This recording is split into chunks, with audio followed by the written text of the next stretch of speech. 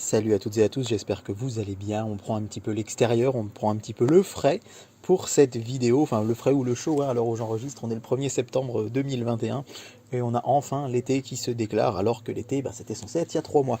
Mais bref, on vous dit que pour ce numéro 39 de la collection Mickey, Donald et compagnie, on a un caballero enthousiaste, je peux vous dire que le David aussi, il est enthousiaste puisque vraiment, là, c'est limite un rêve de gosse de me dire que Disney et Hachette ont édité des figurines venant des films Saludos Amigos et les Trois Caballeros.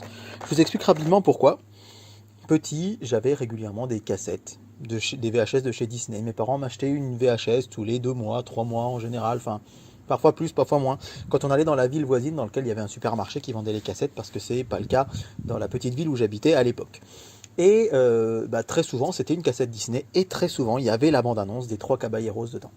Il se trouve que jamais on ne m'a acheté les Trois Caballeros, tout simplement parce que c'est plutôt un moyen métrage, il n'est pas très long, il fait une petite heure, et mes parents me disaient, bah non, on prend plutôt un Disney un peu plus long, un peu plus concret, on va dire, un peu plus... qui donnera un peu plus de matière, vu que j'avais pas non plus des nouvelles vidéos tous les 4 matins. Et du coup, on va dire que j'ai dans mon esprit d'enfant un petit peu fantasmé sur ces trois oiseaux en me disant ça doit être hyper fun, hyper cool. J'adorais Donald, je lisais beaucoup de bandes dessinées Donald, et c'est vrai que de me dire que en fait, j'avais l'impression qu'il y avait 3 Donald pour le prix d'un. Il y avait un Donald vert et un Donald rouge en gros, et je me disais mais ça doit être trop génial, je voulais absolument le voir. Et les Trois Caballeros dans mon esprit, ça reste toujours quelque chose que je voulais découvrir absolument. J'ai découvert les Trois Caballeros sur le tard, à l'occasion de leur diffusion sur la chaîne Disney Cinéma qui n'existe plus depuis la sortie de Disney+. Et c'est vrai que du coup, avoir des figurines des Trois Caballeros, alors que c'est quand même parmi les grands classiques Disney les moins connus, c'est quelque chose que j'avais complètement enlevé de mon esprit. Pour moi, c'était impossible.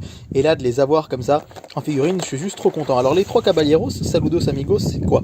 Eh bien, ce sont 2 films Disney qui sont sortis dans les années 40. Il faut savoir que Disney est vraiment parti sur des chapeaux de roue avec Steamboat Willie en 1928, et puis en 1937, évidemment, la sortie du long métrage La Blanche-Neige, suivie en 1940 par Bambi, par Fantasia, etc.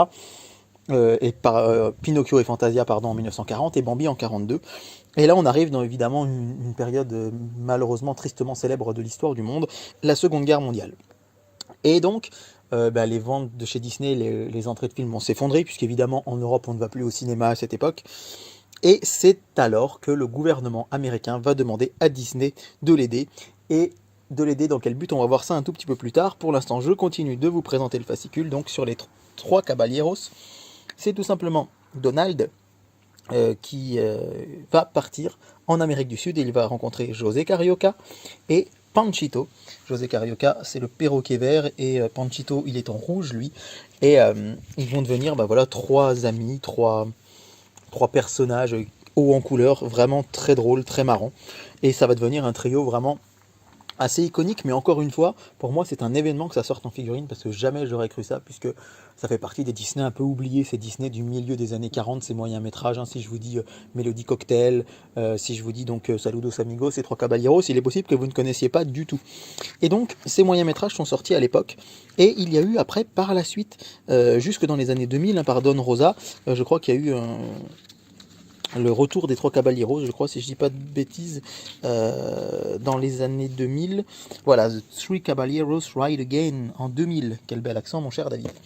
On va découvrir la figurine, et donc je vais vous raconter un petit peu. Là, c'est à la fois le passionné de Disney et le prof d'histoire géo à la ville qui va vous parler un petit peu de cette figurine. Puisque, en fait, qu'est-ce qui se passe à ce moment-là? Disney, je vous l'ai dit, n'est plus assez rentable. Les gens en Europe, bien sûr, ne vont plus au cinéma. Et on va se tourner donc vers l'Amérique du Sud, d'abord pour une question géopolitique. En 1942, la guerre n'est pas encore mondiale. Vous le savez, le débarquement des Alliés, c'est seulement à la mi-1944 en Europe que vraiment les États-Unis vont entrer en guerre avec le Canada, avec l'Australie, etc. Et on a peur du côté américain, on a peur du côté des autorités américaines de ce qui pourrait se passer en Amérique du Sud.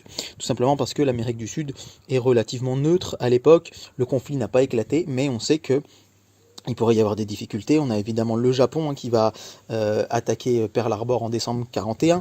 Et donc déjà là, en décembre 41, c'est déjà un début de la guerre mondiale, puisque on va vraiment avoir le Japon qui va attaquer les États-Unis, puis la riposte américaine, et on a très très peur de ce qui pourrait se passer en Amérique du Sud. Donc le gouvernement demande à Disney de faire une sorte de réaliser des courts-métrages pour sceller l'alliance et l'amitié entre les Amériques, entre l'Amérique du Nord, du Sud et l'Amérique du Nord, l'Amérique du Sud et l'Amérique centrale. Et Disney, lui, va partir, Walt Disney va partir pour une tournée plusieurs semaines dans plusieurs pays d'Amérique du Sud.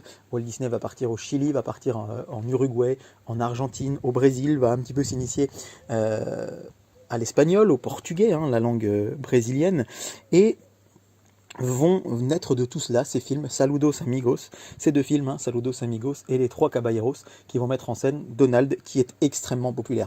À la fin des années 30, début des années 40, Donald, c'est le personnage pratiquement le plus populaire que Disney. Les gens le préfèrent presque à Mickey, qui, certes, Mickey c'est le héros parfait, mais Donald, ben, il est grognon, il est bougon, il est énervé, et du coup, effectivement, c'est un personnage que les gens adorent, et du coup, on va le mettre je dis beaucoup du coup, pardon, mais on va le mettre en scène dans ce film, et ça va être donc sa première apparition dans un long métrage, alors que Disney avait eu Fantasia quelques années auparavant, et donc le premier s'appelle Saludos Amigos, et le suivant donc sera Les Trois Caballeros. On est donc en 1943 pour Saludos Amigos et en 1945 pour Les Trois Caballeros, et donc effectivement, ça va être quelque chose qui va marcher parce que c'est très drôle, c'est très bien fait, c'est très bien fichu. Et donc l'idée pour les Américains, c'est pas tant de se dire, c'est vrai qu'il y a une partie de l'opinion qui se dit, et je pense que c'est un peu le sous-texte aussi du gouvernement américain, de se dire quelque part, si jamais on doit rentrer en guerre, on a envie que l'Amérique du Sud et l'Amérique latine soient à nos côtés, et c'est pour ça qu'on va créer donc toute ce film qui va montrer un Donald qui va avoir tous les clichés un peu américains, américain du Nord, qui va être un peu snob, qui va être un peu maladroit, qui va venir en Amérique du Sud pour faire du golf dans la cordillère des Andes, etc. On a vraiment envie, du côté de chez Disney et du côté du gouvernement américain, si vous voulez, que les Américains du Sud puissent voir l'Amérique du Nord d'une manière rigolote et dire ah bah ils se moquent d'eux-mêmes, ils sont sympathiques, etc. Et donc l'idée ça peut être effectivement en partie de se dire si on doit partir en guerre, les Américains du Sud seront à nos côtés, mais c'est aussi et surtout une manière aussi pour Disney de faire de l'argent, et ça il ne faut pas se le cacher, parce qu'en fait l'idée elle est très simple, hein, c'est de se dire en Europe on ne remplit plus les cinémas. Il faut savoir que Blanche-Neige et Pinocchio, Blanche-Neige avait cartonné en Europe en tout cas. Et du coup, l'idée, elle est vraiment là, hein. On a vraiment, vous voyez, la relation de bon voisinage. L'idée, c'est de se dire, eh bien, au moins, on va faire de l'argent, puisque si on passe des films en Amérique du Sud, qui sont des films qui traitent de l'Amérique du Sud, ça va cartonner, et effectivement, ces films-là ont été un carton, particulièrement dans tous ces pays d'Amérique du Sud et d'Amérique centrale, et ça a bien marché aussi chez nous. Je vous invite à aller voir, ils sont sur Disney+. Moi, je vous l'ai dit, comme je les ai attendus très longtemps, au final, c'est pas aussi légendaire peut-être que ce que j'aurais pensé, mais je les adore, mais je ne peux pas être objectif, parce que je vous ai raconté en début de vidéo. Merci d'avoir été là, je suis peut-être un peu long, mais si vous êtes là depuis le début, voilà, vous savez l'amour que j'ai pour ces films, mais qui n'est pas du tout objectif. Mais effectivement, ça a cartonné, c'est ce qu'on vous dit là dans la partie relation de bon voisinage. Et donc Walt Disney va traverser l'Amérique du Sud, il va être reçu un petit peu vraiment, on va dire, comme un chef d'État, hein. Il n'aura pas vécu, on va dire, énormément auprès des habitants, un petit peu quand même, mais il était reçu comme un chef d'État, hein, dans des grands hôtels très riches, etc. Et vous avez l'occasion donc de lire tout ça dans ce fascicule qui est passionnant et que j'ai dévoré, avec donc cette figurine de Donald, le caballero enthousiaste. Et on va retrouver dans les 10 prochains numéros, puisque je crois que j'ai pas les chiffres en tête, mais d'ici 4-5 numéros, on aura José Carioca, et enfin on aura Panchito dans le numéro 48, qui marquera pour moi plus ou moins la fin de la collection, hein. Je vous le disais lors de la précédente vidéo, j'arrive à un moment où j'ai plus de place, et puis financièrement c'est vrai aussi que ça a un coût, et j'irai donc sans doute pas jusqu'au numéro 60, mais je vous aurais déjà présenté quand même, allez, on va dire les trois quarts de la collection, voire même un petit peu plus, hein. On va pas être loin de 80% de la collection.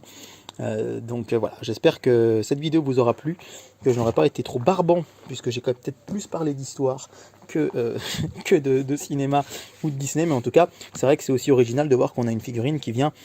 Il y a eu des comics, hein, les Trois Caballeros par la suite, mais cette collection Mickey, Donald et compagnie, elle était avant tout centrée d'habitude sur les personnages de comics Disney, et là c'est un petit peu plus sur des personnages d'animé, puisque c'est issu d'un film, et là on va retrouver très prochainement Flagada Jones, et là évidemment ce sera plus un personnage qu'on connaît via la série La Bande à Picsou, et qu'un personnage véritablement très ancré dans les comics, mais on en parlera la prochaine fois.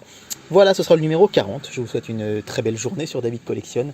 Merci de votre amitié et de votre fidélité depuis toutes ces vidéos, et à très bientôt.